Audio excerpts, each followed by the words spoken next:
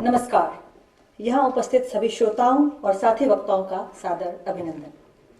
रजा न्यास का अपरिमित आभार। रजा न्यास का आभार एक बार फिर से इसलिए भी कि इस आयोजन के जरिए उनका हम युवाओं को कला साहित्य ही नहीं वरन व्यक्तित्व के नए रुख से मिलाने का जो प्रयास होता है वह अनुपम है। मैं यह इसलिए कह रही हूँ कि इस युवा आयोजन की वजह से पिछली बार मुझे महात्मा गांधी की पुस्तक प्रार्थना प्रवचन पढ़ने का मौका मिला। किताबें जाहिरन बदलती हैं हमें, प्रार्थना प्रवचन ने मुझसे मिलवाया, अपने आप को और अधिक स्वीकार करना सिखाया। बहुत तो नहीं पर तनिक से गांधी को अपने अंतस में समावेशित करना सिखाया। गांधी की बात करते हुए चलते हैं उस चित्रकार की ओर जिनके जीवन का दर्शन गांधी के पद में थे, जिनकी वजह से आज हम 40 युवा एकत्रित हुए हैं। मैंने रजा को जानने की कोशिश की, कुछ किताबों और कुछ आलेखों के सहारे। यह पूरी प्रक्रिया एक यात्रा थी जिसमें कई भाव थे, कभी नमनाक आंखें, कभी सिहरन, कभी सम्मोहन और कभी गर्व। सैयद हैदर रजा, उनका पूरा जीवन वृत्त एक असाधारण यात्रा को सबसे अधिक सहज भाव में जीने की कला के तौर पर नजर आता है। यशोधरा डालमिया जी की पुस्तक पलटते हुए उनकी जिंदगी के सफ़हे यूं खुले कि जहन ने स्वयं ही उस महान चित्रकार की एक तस्वीर बनानी शुरू कर दी। बचपन को थोड़ा पड़े रखते हुए मैं उस जगह से शुरुआत करना चाहती हूँ जो मुझे रजा के प्रति सम्मोहित करता गया। विभाजन का दर्द और भारतीयता संभाले रखने की वह चाह कि जिंदगी के 5 दशक फ्रांस में गुजारने के बाद भी रजा भारतीय ही रहे। वे हिंदुस्तानी नहीं, भारत के नागरिक थे। और मैं ऐसा क्यों कह रही हूं यह आने वाले पैराग्राफ में स्पष्ट है। सतीश गुजराल, कृष्ण खन्ना और रजा कुछ उन चित्रकारों में थे जिन्होंने विभाजन का दर्द सद्यह झेला था। रजा का पूरा परिवार पाकिस्तान चला गया था, यहाँ तक कि उनकी अपनी पत्नी फातिमा भी रजा को छोड़कर चली गई। रजा बने रहे, अपने परिवार के इकलौते सदस्य के तौर पर बने रहे। दमोह के आत्मीय वातावरण का अचानक से ही अप्रिय हो जाना और परिवार के सभी सदस्यों का चले जाना, अकेले होने का यह संताप उनके शब्दों में, उनके चित्रों में परिलक्षित होता रहा। भारतीय बने रहने का संकल्प भी बार बार उद्भाषित होता रहा। वे एक जगह कहते हैं, बावजूद इसके कि विभाजन मेरी निगाह में एक त्रासदी था, मैंने हिंदुस्तान में ही रहने का निश्चय किया और इस निश्चय को लेकर मुझे कभी भी पछतावा नहीं हुआ। मुझे खुशी है कि मैंने अपना नाम, अपना मजहब, अपना पासपोर्ट बरकरार रखा और मैंने फ्रांस में 52 साल गुजारने के बाद भी हिंदुस्तानी नागरिक बना रहा। खैर, वे स्वयं को हिंदुस्तानी कहते हैं, मैं उन्हें भारतीय अधिक कहूंगी।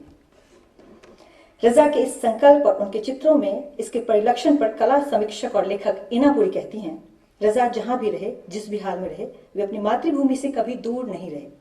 लड़कपन के दिनों की गहरी काली रातें उनके साथ रहीं और उनके साथ यह इतना रहा कि वे अक्सर किसी अजनबी संगीत के धुनों पर थिरक रहे आदिवासी नर्तकों के भव्य रूप की कल्पना के आगोश में डूब जाते। आह, यही तो मंडला था, यही तो रजा की आत्मा थी। रजा के चित्रों को लेकर एक सुंदर वाकया और याद आता है। इसे मैं रजा का आत्म परिष्करण भी कहूंगी। घटना न्यूयॉर्क की उनकी यात्रा से जुड़ी हुई है। उन दिनों वे प्रसिद्ध हो रहे थे। उनसे मिलने आलोचक हेस गए। उन्होंने रजा से बात की और कहा कि रजा की कला बेहद फ्रांसीसी है। यह चित्रकार के लिए बड़ा झटका था, पर सख्त ईमानदार रजा ने इसे नकारा नहीं वरन स्वीकार किया। रजा ने इस घटना को नए रक्त संचलन की तरह लिया। उन्होंने पेरिस में बहुत कुछ सीखा, पर उनकी आत्मा में पेरिस नहीं था, वहां सौराष्ट्र सरे की कृतियां बसती थीं, जिसमें फ्रांसीसी कला का अमूर्तन तो था, पर उसके आत्म में रजा खुद थे। उनकी मातृभूमि का परिवेश था। न्यूयॉर्क यात्रा पर रजा की एक टीप यह कहती है कि इस यात्रा ने मुझे अपने अंदर देखने की दृष्टि दी। एक युवा लेखक के तौर पर जब मैं रजा को पढ़ती हूँ, रजा को जानती हूँ, तो प्रेरित होती हूँ कि अपने ऊपर केंद्रित आलोचकीय दृष्टिकोणों का सम्मान कर सकूं, अपने आप को परिष्करण के लिए प्रेरित कर पाऊं। वे महान थे, बतौर कलाकार और बतौर व्यक्तित्व भी। एक महान कलाकार अपनी नवाकतों के लिए कैसा था, यह जानने की उत्कंठा मुझमें तीव्र थी। इसी के नाते मैंने अखिलेश का लिखा रजा मैंने जैसा देखा गह लिया और उन तक पहुंच भी गई, यह जानने को कि मुझे सैयद हैदर रजा के बारे में वह अनोखी बात बताइए जो आपने अपनी किताब में नहीं लिखी है। अखिलेश संभवतः यहाँ श्रोताओं में उपस्थित हैं और हम युवाओं को अपनी टीम से तनिक और परिमार्जित करने वाले भी हैं। मैं उनकी उपस्थिति में रजा के विषय में उनके कहे इस वाक्य को दर्ज करती हूँ। रजा उन कुछ एक चित्रकारों में से थे जिन्होंने अपने युवाओं का ख्याल रखा। सब कुछ से अनजान इन युवा चित्रकारों को यह बताया कि कहाँ जाना है, क्या करना है, कैसे करना है। केवल रजा, हुसैन और स्वामीनाथन इस तरह की टीम के साथ युवाओं का मार्गदर्शन करते थे।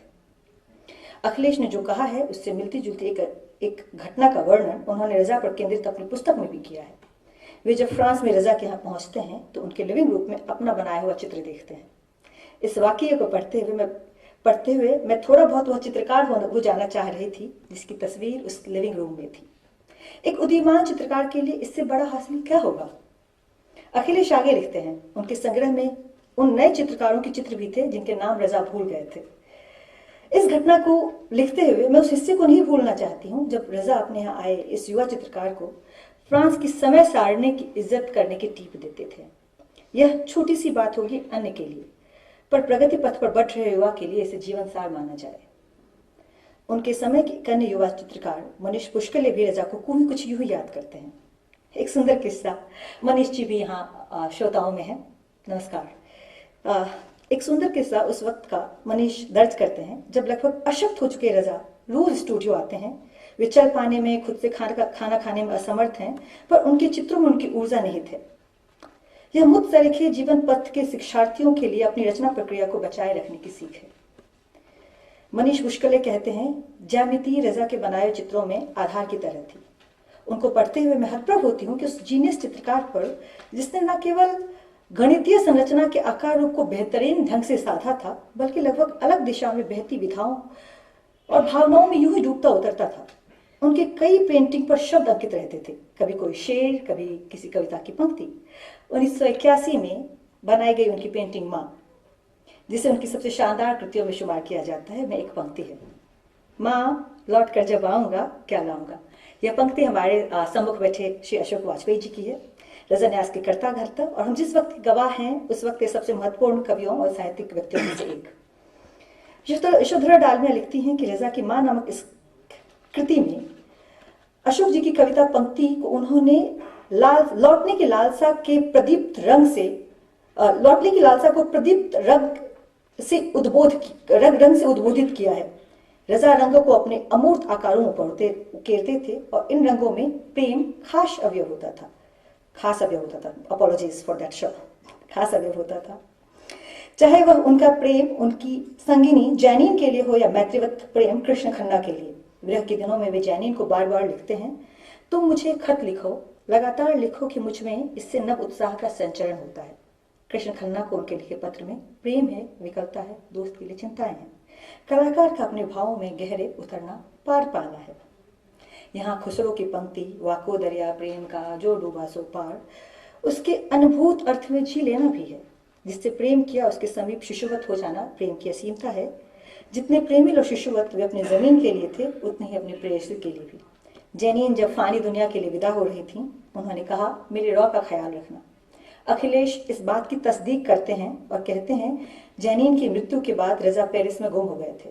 वे उस बालक की तरह थे जो इस दुनिया से संबंध बिठाने में खुद को अक्षम पाता है। यही बात यशोधरा डालमिया भी रेखांकित करती है। जैनीन का होना रजा के जीवन में उन मूल्यों का होना था जिससे वे जी रहे थे।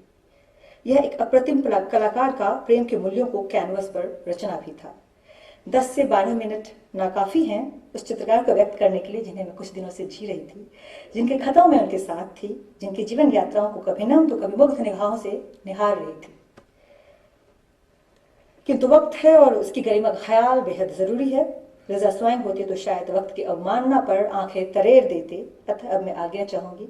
जाते हुए उनकी इमनेंस पेंटिंग पर दर्ज महात्मा गांधी के ये शब्द कहना चाहूंगी, मृत्यु के दरमियान जिंदगी बसर करती है, झूठ के दरमियान सच निकल आता है, अंधेरे के मध्य निकल आता है प्रकाश। शुक्रिया।